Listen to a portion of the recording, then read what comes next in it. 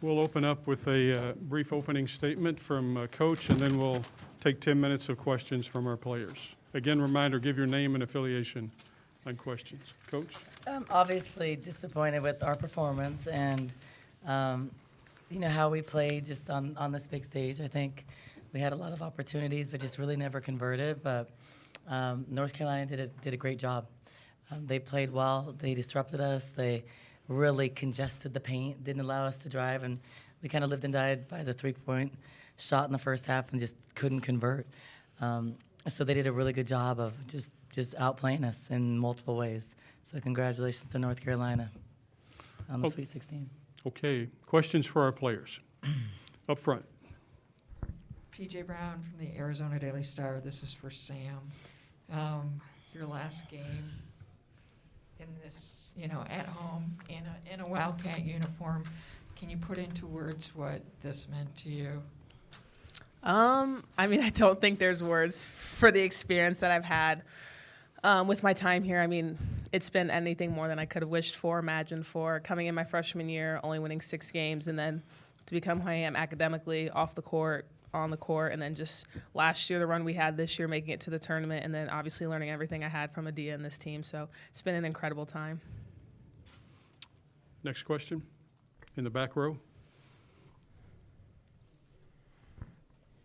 Kim Doss, Arizona Desert Storm. Sam, it looked like they could have called you for that 5th foul several times in that last, those last few minutes. What was going through your head when you were playing defense and trying to avoid fouling out? I was just telling myself, don't foul, don't foul. The refs talked to me a little bit. They were like, come on, Thomas, you got to watch yourself. We don't want to give you that last foul. So I tried to tone it down a little bit. Obviously, I wanted to stay on the court as long as possible for my last game and try and help the team out as much as possible. So luckily, I didn't foul out, so I got the job done. Next question. Over there on the right, second row.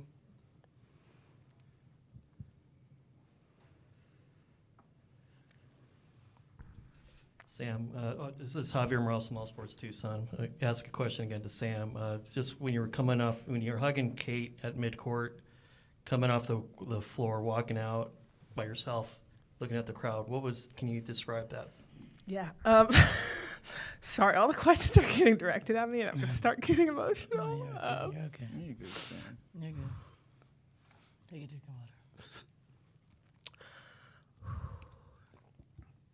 of water. These fans and this team have been everything for me. I'm sorry, I'm trying to get this out. Just, talking with Kate, who's obviously been here for 4 of my 5 years here. I've lived with her for the past 3 years. She's like family to me now. Her sister and I were best friends.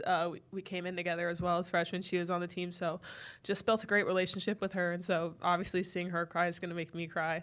I was trying to hold it in the best that I could, but once I saw her and she was just, saying she's going to miss me next year, it's not going to be the same. And so I just really wanted to take that moment with her, and then obviously exiting the court, just looking at everyone in the arena, just knowing that's my last time actually being on the court as a Wildcat in my uniform. But just knowing that I think the fans are hopefully going to follow me, a lot of them, so they're going to follow me my next adventure in life, and that they're all like family to me, and they just made this place a great place to be at. Next question. Front row on the end. I'll take the pressure. Thanks, Asher. Bendu, you're staying for 1 more year. What are you taking from this into the next season? I'm just gonna be hungry. I think I'm gonna have to try to get our team hungry. Today we didn't really play that well, and we didn't really look hungry on the floor. And so, this is a bitter moment. Sam's leaving, so it sucks that I'm not gonna be on the court with her again. But, for the freshmen coming in next year, they got to be ready, and everybody that's coming back next year has to be ready because I'm hungry, and I want our team to be hungry. Front row on the end here, PJ.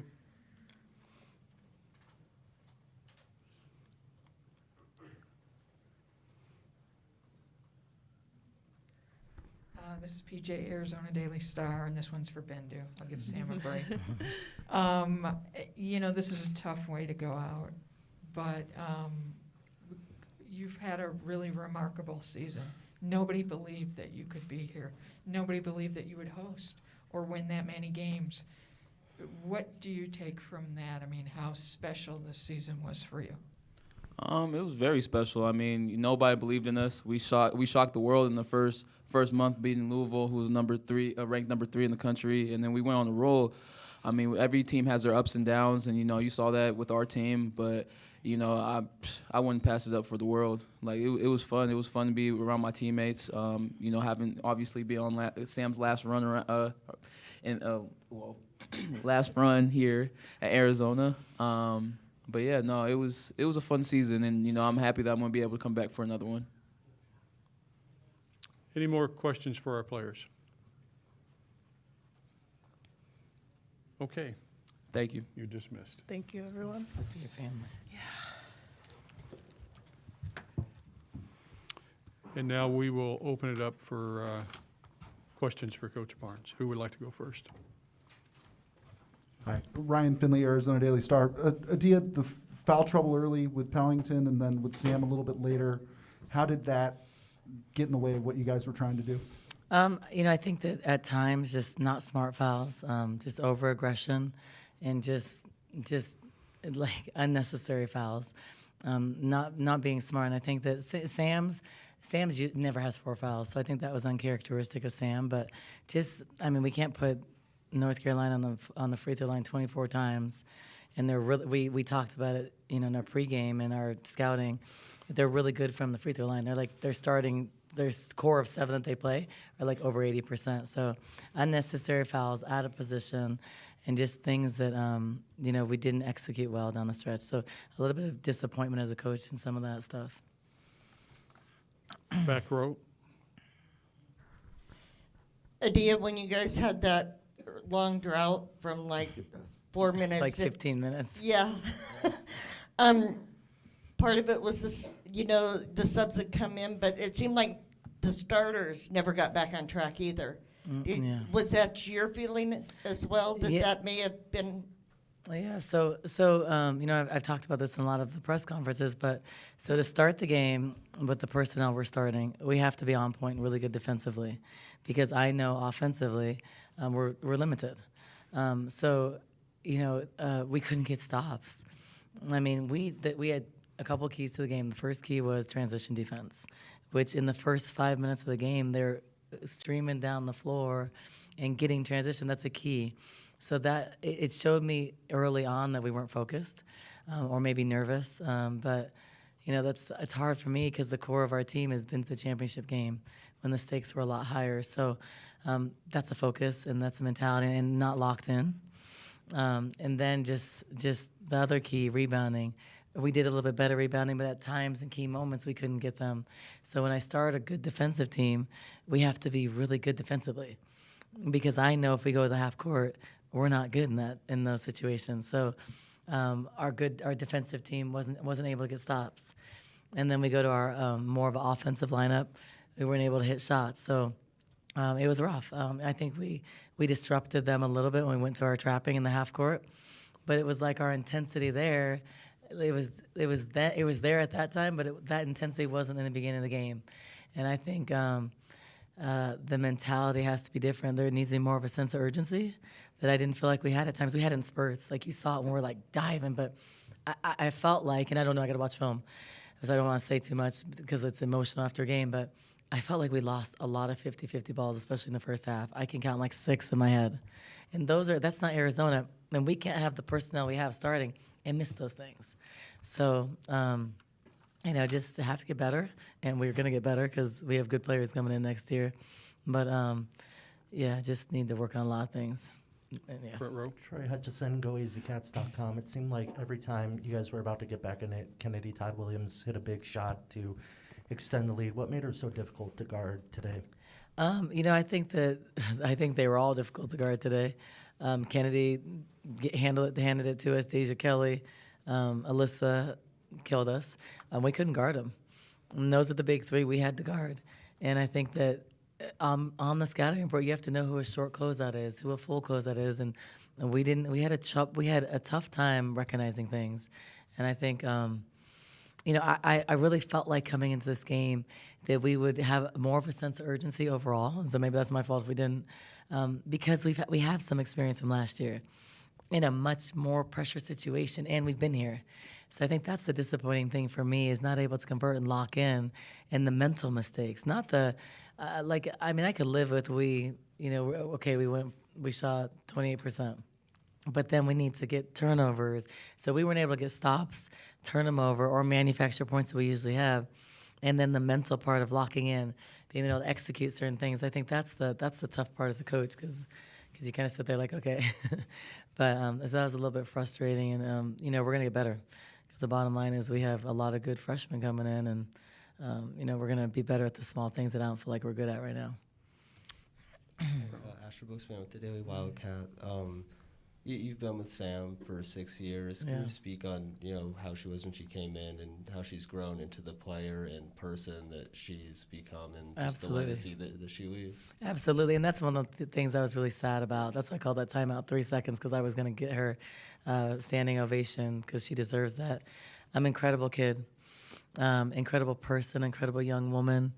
She came to Arizona, this introverted, shy, kid that played the 4. And then that wasn't heavily recruited, and she left this monster defensive player, stellar academic, stellar academically, just a role model in every sense of the word. Like a role model, that's what it is. That's what a student athlete is. It is Sam. She gave so much to this program. But as a coach, I think what the special things are, not only her graduating, getting her master's degree, but for her to be able to do everything with such high class and character and represent our school so well, in front of Congress, and things that she wouldn't have been able to do her freshman year. So she grew in the program. She worked hard. She was extremely coachable. She was a leader. Since her freshman year, she was a team captain. So there isn't anything she hasn't done at the best of her ability, and she's always represented us, the program, me, the university, in the best manner possible. And every team would love to have a team full of Sams. Every coach would love to have a team full of Sams, and I wish I could clone her. I always say, and keep her forever. And she would have stayed 2 more years if she could, because she's not ready to go out in the real world. But she's just like the perfect player. And I hope to find another player like her one day. But I think they're rare. I think a player like her will come along every 10 years. PJ, and then we'll go with Greg. Hi, Dia. It's PJ. So, we've talked a lot about the fan base and how they come out and really cheer for you. But tonight they were... Didn't have a lot to cheer for. I recognize that. Sorry. At times when you started trying to make a comeback, there were various times, I know. and they got loud, really loud. It sounded almost like, 5,000 more than were really there. How did that help you today? I mean, at Arizona, the fan base is one of the best fans in the country, or some of the best fans in the country. To be able to have, I think there's probably 10,000 fans here. I'm a little bit embarrassed and disappointed how we performed when they're coming out here and supporting us. We played hard, but I didn't feel like we played hard enough for them. And that's usually not something I question ever. And I haven't questioned a lot of things since my first year here that I did today. So disappointed in how we performed with everybody here. They were trying to find something to cheer about, and they got loud a few times they were trying to get us to come back. And usually that's when we make our run, and that's why home court advantage is so important. But we were never able to turn the corner, and we were never able to bear down and get those stops. And that's not us, and that's usually what we can do. So, just disappointed overall, to be honest. Greg? Greg Hansen, Daily Star. How do you think in a month or two you'll look back and put some perspective onto this? I think that no one even probably thought we'd probably even make the tournament, or probably thought we'd lose in the first round. But I know what we were capable of doing. I know there was a point in the season in February where I thought, and I knew, and I said this, we were a better team by far than we were last year. We were clicking. We were joint together. We were playing for each other. And then, I felt like we had a couple losses, and it was because I remember one point in the season we lost 3 games, and I was like, it feels like we lost 10. It really did. That felt really heavy at the moment. So I think that we were just too high and too low sometimes. We just, but then we had some injuries, and we had COVID, and those are all excuses, but we just didn't click the same. So I didn't have that feeling going into the tournament, to be honest. I didn't have that feeling at the Pac-12 tournament. So I think in a month or two, I'm going to realize that there were certain things, like probably earlier, that could have been different, and that just weren't. And I thought our maturity and our leadership and our experience would carry us a little bit further, and it just never did. So as a coach, you obviously look at a mirror, you always evaluate yourself for strengths and weaknesses, but there were certain things that I just had to probably handle better throughout the year that I didn't. And I think it really, those things were exposed in the last part of the season, because you saw we just kind of started to play like that. And that's the reality. And it is what it is, but that's not going to happen again, because we're not going to have a team where that can happen. So, yeah. Ryan? Adia, what happened on that tech with Lauren Ware? So I thought that was an interesting tech. Not going to say anything else about that, because the officials are really good. I thought actually the officials did do a good job. I thought that tech was interesting, because she did yell at her, and I think the rule is, and especially in the NCAA tournament, I get it, everybody's watching, you have to do it. But she just kind of yelled and taunted her, which Lauren should not have done. But, we were searching for things to get happy about, so she got extra happy. But, I mean, that's not even anything to do with the game. Right, but at that point, it's a 10-point game. The momentum seemed to be going a little bit more your way. Yeah, but I think there's so many things that happen, like that's not even a factor. I mean, it was bad, but obviously, and the thing is, Lauren's never done that. She's been here 2 years. She's never got technical. I don't think any of us have. So I think it was just she was pumped, and everything's a little bit tighter these games. So Back row. I want to ask you about a little more about that tech, because there were some people talking that they thought that gets called in a women's game more often than a men's game. Do you think that's true? absolutely, I absolutely do. I think there's there's a list. I think I think male coaches can coach extremely different, and then women do, and I think that kind of stuff. But also I don't know, because maybe in the NCAA tournament, when all eyes are on that, I think they also have to be really stringent with the rules, and I get that too. So those are good officials that are at this level. So I think that in an NCAA tournament game, I think that's not going to be as allowed as much. But I think just generally speaking, we all know, guys punch each other. And, so it's just different. I think it's just different. But also it's a different game, so I don't like to compare head-to-head, because our sport's so different. It's played different. It's different emotion. I just think it's different, but probably, yeah. We'll move to one question we have on our virtual. Lindsay Schnell. Lindsay? Hi, Adia. Congrats on a great season. You brought up, the fans, they love you, they cheer for you, and you pack the house a lot. Do you think we're at the point in the women's tournament across the country where we could pack houses that aren't on home courts? No. What if we went to all neutral floors? Absolutely not. I think that's a terrible idea for our game. I don't agree with that at all. I was asked that question about a week ago, and I think on the list of 100 things to change, to me, that's 100th. I think there's so many things to change before that with equity and stuff that's not even a consideration for me, or not even on the list. I think that it's more valuable in our game, because it's different. I think it's more valuable to play in McHale with 10,000 people than it is to go to San Antonio to a neutral site with 1,500 people. I think that makes no sense. I think it doesn't generate any income, and I don't think it's smart for our game at where we're at right now.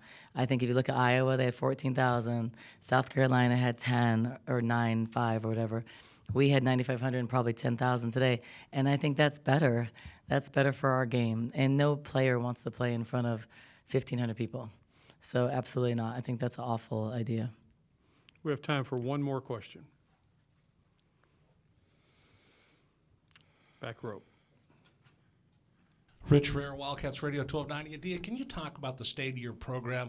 The folks from Carolina were so complimentary of everything here at McHale, the way this tournament was run, the class, the dignity, the fans. Talk about where the program is when you took over, where you are today, and what's the next big step for you? So obviously, you get a job because usually there's something going on or there's no success. That's how we all get jobs. So I think that the job was to rebuild the program.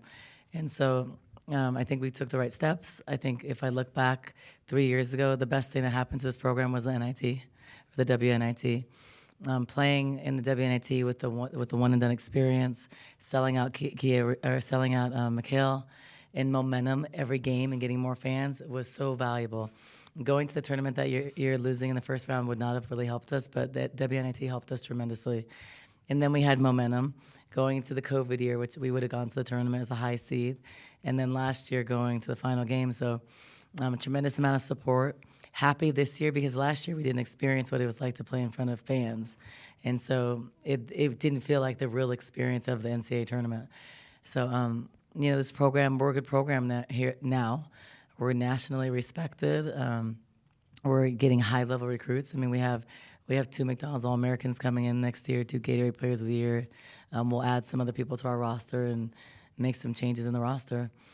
So I'm excited about the future. I'm excited to start with a new young group. We had some veterans here and there, and I want them to play in front of a packed house. And I think after all of the COVID stuff, kind of goes away a little bit more, in the next year, I think we're gonna have a lot more fans. So players want to play in arenas like this, and they only have probably 10 choices around the country to have this opportunity to play in front of packed houses. And we're in Tucson. We're a basketball town. We're a town that loves men's and women's basketball. So they have the opportunity to do that here. And so it's special. And if you see, Sam could run for mayor. I mean, Sam, they have probably more T-shirts by Sam than anybody else. But they love her. They've embraced her. And I think the different thing about the women's game and the men's game is that, like, the women stay for 4 years typically. Now with the portal, it's a little different. But women typically stay for 4 years at a school, so the fans get to watch the growth and get to know people. And I think that's really, really valuable, and that makes our game special. And so people now, next year, they're going to see Kate for 5 years.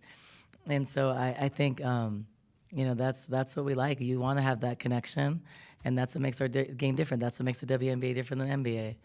And, this place just loves Sam and loves our team. And the win or loss, we didn't play well. I'm disappointed. They're disappointed. But we're going to come back better and stronger. And I think that we still have won the hearts of Tucson and a lot of people across the country. And I feel good about that. On that note, we'll let you go, Coach. Perfect. Thank Thank you you. so much. Thanks, and you guys. congratulations on the year. Thank you.